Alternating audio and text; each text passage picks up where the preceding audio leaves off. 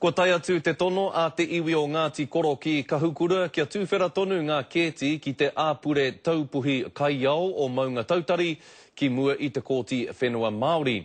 E mea ana ētahi whānau o Ngāti Koro ki Kahukura me whai pūtea rātou mo te tuku i te iwi whānui ki runga i o rātou whenua.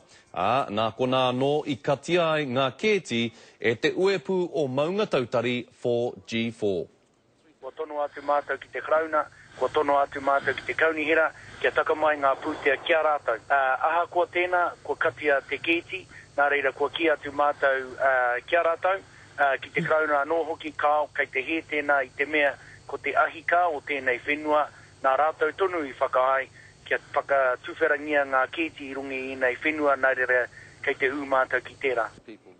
Hei tā wuli te aho e rua takau ngā tūtanga whenua kei raro i te maru o te āpure taupuhi kaiao o Maunga Tautari.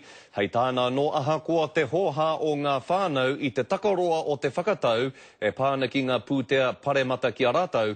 Kāre tonu i tika te mahi a te uepu kaitiaki i katiake rā i ngā kēti.